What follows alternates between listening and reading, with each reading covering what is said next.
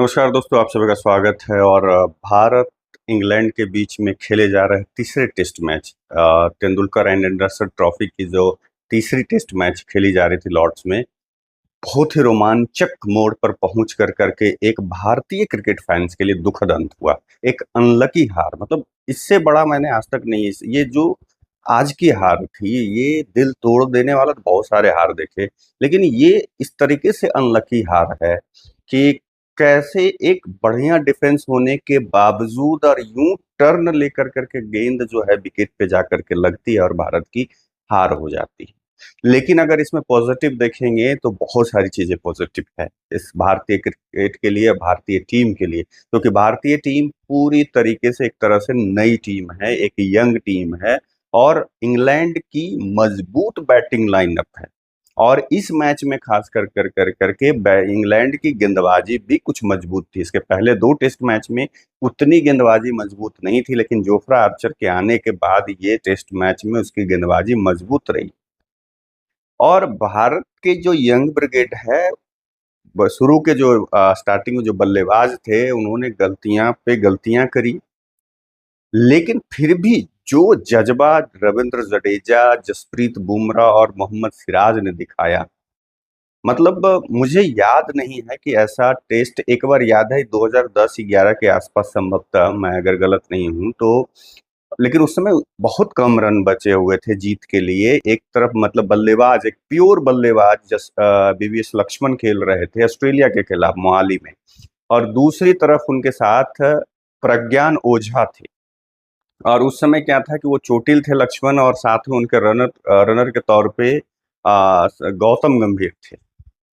तो वो टेस्ट याद आता है, लेकिन उससे ये ज्यादा टफ, क्योंकि रविंद्र जडेजा एक प्रॉपर बल्लेबाज नहीं, एक बॉलिंग ऑलराउंडर है, एक बॉलिंग प्योर बॉलिंग ऑलराउंडर हैं, और उसके बाद दो कुछल्ले एकदम बल्लेबाज, वो भी तेज गेंदबाज। मतलब जसप्रीत बुमराह और मोहम्मद सिराज की बैटिंग कहीं भी वैसा नहीं है। अगर पहले देखें तो जहीर खान अच्छी बल्लेबाजी कर लेते थे, या उसके पहले मतलब आप और भी देखें, इरफान पठान हो या जवागल श्रीनाथ के कई एक फिफ्टीज थे, हरभजन सिंह के कई एक फिफ्टीज थे, अश्विन की तो बात ही अलग है, 5 शतक थे।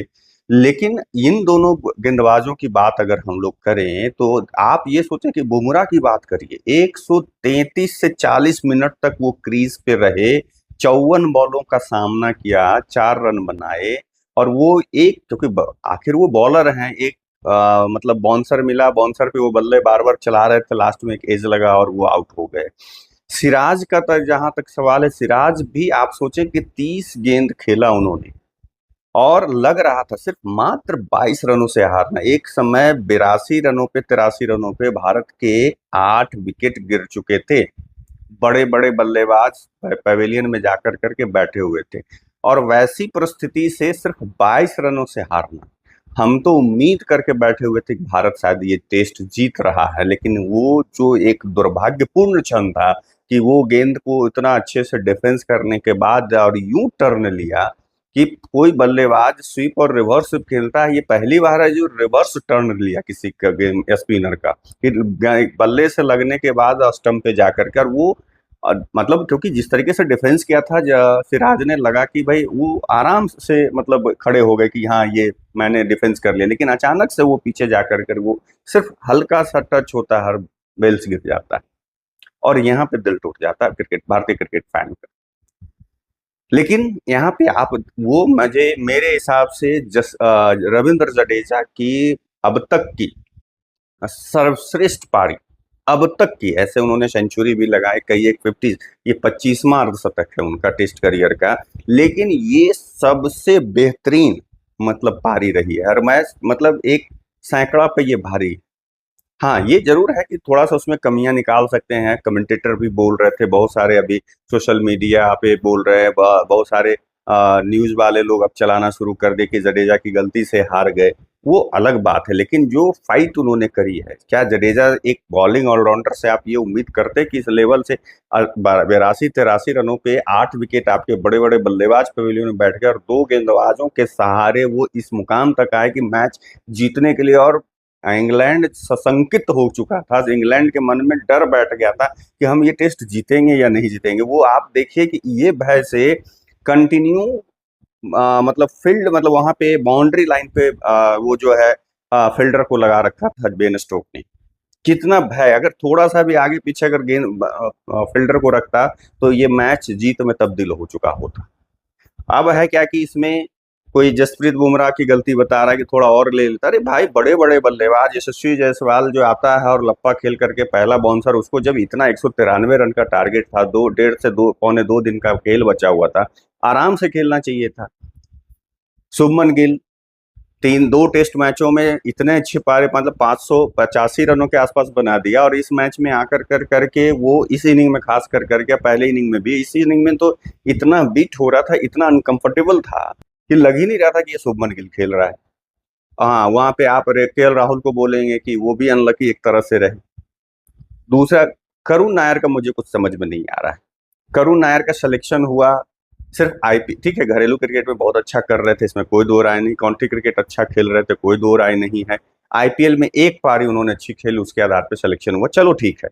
अभी तक 3 टेस्ट मैचों की 6 पारियों में एक अर्धशतक तक नहीं लगाया। उनकी हाईएस्ट जो रन है वो 40 रनों का है, हाईएस्ट स्कोर। उससे बेहतर तो मुझे लगता है अभी भी कि अगर रहाणे होते तो अभी मैच का कुछ और रुख होता, क्योंकि आप केएल राहुल को देख लीजिए। केएल राहुल अपनी पूरी एक्सपीरियंस और पूरा एक जो प्रॉपर बल्लेबाज का उनका जो है, जो टेस्ट क्रिकेट के लिए जो बल्लेबाजी चाहिए, जिस तरह का टेक्निक चाहिए जो उनके पास है, वो रहाणे के पास भी है। अगर ये दोनों होते तो अभी मैच की स्थिति कुछ और होती। लेकिन खैर, हार तो गई भारत, लेकिन ये हार हार नहीं है। इंग्लैंड की जीत ने जिस तरीके से सेलिब्रेट किया इंग्लैंड के खिलाड़ियों ने, आपने देखा, क्योंकि ये एक यंग टीम है। आप सोचें कि सबसे उम्रदराज खिलाड़ी कौन है? रविंद्र जडेजा, 36 सालों का। उसके बाद 33 सालों का करुण नायर और आपका केएल राहुल। जसप्रीत बुमराह 31 सालों का है। 30 साल के पास पास आपका जो है मोहम्मद सिराज है। बाकी सब 30 से नीचे के प्लेयर।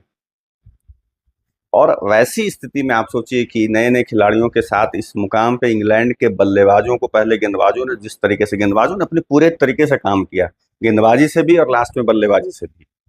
आप, लेकिन मैं मतलब ये सबसे बड़ा, मैंने आज तक का सबसे अनलकी हार कहूंगा भारत के लिए। मैंने अनलकी हार मतलब शब्द शायद मैं सही से ढूंढ नहीं पा रहा हूँ। मतलब इतना अनलकी गेंद मैंने भारत के लिए वो गेंद जो रहा, ये लास्ट का जो मूवमेंट रहा, और इस तरीके से 2019 का विश्व कप का वो सेमीफाइनल का रन आउट धोनी का, 2023 का विश्व कप का फाइनल ऑस्ट्रेलिया के खिलाफ रोहित शर्मा का वो कैच आउट, और ये आज का, ये तीनों जो मूवमेंट हैं भारतीय क्रिकेट फैंस का। और या 2003 का सचिन तेंदुलकर का वो मैकग्रा की गेंद पर कैच आउट, ये जो 4 मूवमेंट हमारी याद में, मेरी याद जहां तक, मतलब जब से मैं क्रिकेट देख रहा हूँ, ऐसे बहुत पहले से देख रहा हूँ, लेकिन जब से ये 4 ऐसे मूवमेंट हैं जो दिल को तोड़ देने वाले मूवमेंट भारतीय क्रिकेट के लिए। और अब आप सोचे कि रविंद्र जडेजा की अब तक की सर्वश्रेष्ठ विदेशी टूर है ये। अभी तक उन्होंने लगातार 4 50 मारे हैं उन्होंने 2 टेस्ट मैचों में। इधर देखें आप, गेंदबाजी भी ठीक कर रहे हैं, फील्डिंग तो उनकी है ही लाजवाब। और उम्मीद करते हैं कि इसके बाद जो चौथा टेस्ट होगा, फिर भारत जीत कर करके कमबैक करेगा, और लास्ट टेस्ट में जो है एक जो अभी जिस तरीके से अभी चल रहा है, तीसरा दिन याद होगा, तीसरा दिन का वो आखिरी ओवर, जो जसप्रीत बुमराह का गेंद ओवर जो है फेस करने से इंग्लैंड के बल्लेबाज के पैर कांप रहे थे। उनके जो है मतलब एक तरह से इतना डरे हुए थे कि किसी तरीके से बहाने, जहां 3 ओवर का समय बचा हुआ था वहां सिर्फ 1 ओवर हुआ, सिर्फ डर से कि कहीं जसप्रीत बुमराह 2 ओवर न डाल दे। 2 ओवर अगर डाल दिया तो विकेट गिरना ही गिरना। फिर भी मैंने उस समय से जो पूरा इस मैच में, अभी जैसे ऑस्ट्रेलिया के बीच देखा जाता था, इंग्लैंड के साथ वही चीज देखने को मिला, स्लेजिंग, जो एक टेस्ट क्रिकेट का जो आनंद है, जो एक अलग ही टेस्ट क्रिकेट में आनंद होता है। ठीक है, वनडे T20 का तो एक रोमांच होता है, इसका जो एक आनंद है, मतलब कहता है ना कि क्लासिकल सॉन्ग, एक मधुर म्यूजिक जो है बजता है तो एक आनंद, दिमाग को सुकून भरा, जो सुबह सुबह में सुनता है तो सुकून देता है। वो कृष्ण की बांसुरी की तरह, उसी तरह से टेस्ट है। और उस टेस्ट का जो आनंद इस टेस्ट में देखने को मिला, खास करके इस सीरीज में जो देखने को मिला, और पिछले वो ठीक है, अब संजय मंजरेकर का तो पता नहीं, वो बहुत सारी चीजें, वो यही संजय मंजरेकर रविंद्र जडेजा को टेस्ट के लिए फिट ही नहीं मानते थे, और आज वो है तारीफ करते थक नहीं रहे थे। खैर वो अलग बात है, लेकिन वो कह रहे हैं कि हम भारत जो है वहां पीछे चला गया जहां पे गिल ने जाकर के जैक क्रॉली के साथ उलझा, वो जो लास्ट ओवर में जो वो लेट कर रहा था कि नहीं क्योंकि वो एक कप्तान है, उनको ये सब में नहीं, और उनके उसके वजह से उनके जो है बैटिंग पर से फोकस हट गया वगैरह वगैरह। मुझे नहीं लगता है, क्योंकि इससे ज्यादा अगर कोहली होते तो पता नहीं, तो कुछ आगे ही कर जाते। तो वहां पे मुझे नहीं लगता है कि यहाँ पे गिल ने कोई गलती करी थी, क्योंकि वहां पे जैक क्रॉली गलती पे गलती किए जा रहे थे, जानबूझ के डिले, जानबूझ के। सोचिए 3 ओवर का मतलब समय बचा हो, सिर्फ 1 ओवर हो, कोई भी कप्तान, कोई भी बल्लेबाज, कोई भी टीम उसमें अनवाइड होकर करके कुछ करती, और उसके बाद जो रोमांच चढ़ा, और उसके बाद कल होकर करके इंग्लैंड टीम को 193 रनों 92 रनों पे समेटना, तो उम्मीद एक जगी। लेकिन वहां पे हल्के में, क्योंकि अभी यंग टीम है, तो ये लोग छोटे स्कोर को सीरियसली नहीं लेकर के कि हमें समय बिताना है, अगर 30-30 40 रन का भी स्कोर कर जाते तो मामला कुछ और होता। लेकिन वो यशस्वी जायसवाल का आना और आड़ा तिरछा खेल करके चले जाना, 0 रन बना कर करके, शुभमन गिल आकर करके वो अंदर से, उनके अंदर वो लग रहा था कि मैं जल्दी से, और वो जो गुस्सा था जैक क्रॉली के साथ वाला, या उसके बाद, और जिस समय वो आए, जब जब से मतलब उसके बाद भारतीय टीम जब चौथी पारी में जब क्रीज पे आने बल्लेबाज शुरू हुए, और उसके बाद इंग्लैंड के खिलाड़ियों का स्लेजिंग करना, और वो जो रूट का जो कोहली करते थे, इस तरह से कर कर करके हाथ से वो मतलब दर्शकों को उत्साहित करते थे शोर करने के लिए। और ब्रेंडन मैकलम का वहां से पवेलियन से बैठ कर कर करके खिलाड़ियों को, इंग्लैंड के खिलाड़ियों को इशारा करना कि इन लोगों को मतलब बोलो, कुछ स्लेजिंग करो, और इन लोग को मतलब चढ़ाओ एक तरह से, वो भी फुटेज आप लोग देखे होंगे। और उसके वजह से मुझे लगता है कि थोड़ा सा पैनिक कर गया भारतीय बल्लेबाज। और करुण नायर तो मुझे लगता है कंफ्यूज हैं, वो पता ही नहीं उनको चल पा रहा है किस गेंद को खेलूं किस गेंद को छोड़ूं। तो मुझे लगता है कि अगले मैच से उन्हें बैठाना ही बेहतर है, उसके जगह पे साई सुदर्शन। जब आप पूरी की पूरी यंग टीम खिला रहे हो, तो खिलाओ ना पूरी टीम, यंग टीम को ही, क्या दिक्कत है। मुझे लगता है कि अगले मैच में करुण नायर को बिठा कर कर करके साई सुदर्शन को मौका देना चाहिए। तो कुल मिलाकर करके ये जो टेस्ट मैचेस है, अगर आप देखें यहाँ पे, ऐसे ये अब तक जो ये सीरीज गुजरी है, बहुत ही बेहतरीन सीरीज। एक मतलब क्रिकेट फैन के नजरिए से देखें, ठीक है, हम भारतीय क्रिकेट फैन हैं, तो हमें ये हार और पहले मैच में नजदीकी हार, ये दोनों नजदीकी हार, ये भी है और वो भी, लेकिन ये जो है फाइट, इसमें भारतीय टीम ने फाइट करी है। कि उम्मीद एक समय 107 मतलब 82-83 रनों पे 8 विकेट गिरने के बाद उम्मीद ही नहीं कर सकते थे कि आप जीतने की स्थिति में आ सकते हैं। पहली मैच में जो है लगभग 15 कैचेस, 10 से 15 कैचेस जो भारतीय टीम ने छोड़े, उसका खामियाजा भुगते। लेकिन सेकेंड टेस्ट में क्लीन तरीके से जो भारतीय टीम ने टेस्ट जीत दर्ज करी, और जिस तरीके से अभी तक भारतीय टीम के बल्लेबाज इस मैच में, मैं अलग बात है कि हाँ यशस्वी जायसवाल और शुभमन गिल नहीं चले, लेकिन बाकी के भी बल्ले, और ये करुण नायर को तो छोड़ दीजिए, पूरे सीरीज में वो नहीं चले, लेकिन केएल राहुल का शतक पहली पारी में, ये ऐसे दूसरे बल्लेबाज हैं कि यहाँ पे लॉर्ड्स के मैदान में दूसरा टेस्ट शतक लगाया है। इसके पहले सिर्फ दिलीप वेंगसरकर 3 शतक वो लगाए हैं लॉर्ड्स के मैदान पे। तो उनका 100 तक लगाना, दूसरी पारी में 39 रन, जडेजा का दोनों पारियों में शतक लगाना, पहली पारी में ऋषभ पंत का अर्धशतक, अगर ऋषभ पंत वो रन आउट नहीं होते, अगर ये टेस्ट का पूरा का टर्निंग पॉइंट मानेंगे भारतीय टीम का, तो वो रन आउट था ऋषभ पंत का। अगर ऋषभ पंत वो रन आउट नहीं होते, तो लगभग 50 से 100 रन के आसपास जो है भारतीय टीम लीड में होती, और 192 रन जो भारत को मिला था लीड जीत के लिए लक्ष्य, वो कुछ और होता, और अब तक भारतीय टीम जीत गई होती। खैर, लेकिन ये तो मतलब एक है कि बस ऐसा होता वैसा होता, लेकिन अंततः भारतीय टीम हारी है। लेकिन इस हार से भी पॉजिटिव देखने की जरूरत है। और ये जो चैनल वाले या सोशल मीडिया पे कह रहे हैं उस प्लेयर की खामी, उस प्लेयर, सब साइड कीजिए, क्योंकि यंग टीम है अभी, मतलब बदलाव के फेज से भारतीय टीम गुजर रही है। तो इतना बनता है इस स्थिति में आकर उस इंग्लैंड के घर में जाकर करके इंग्लैंड को इस तरीके से टक्कर देना, और इंग्लैंड को पसीने छुड़ाना, चक्के छुड़ाने वाली स्थिति में, तो भारतीय टीम के लिए तो ताली बजती है। और उम्मीद करते हैं कि चौथे टेस्ट में भारतीय टीम जीत दर्ज करेगी।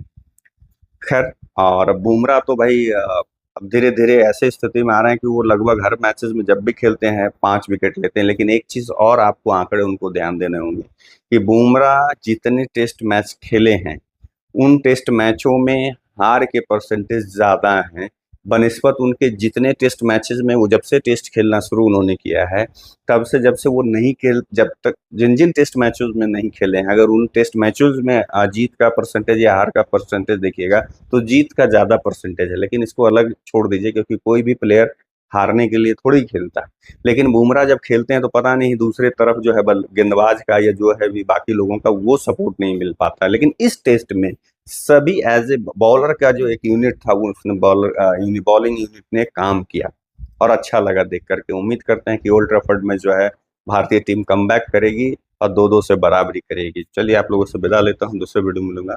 नमस्कार।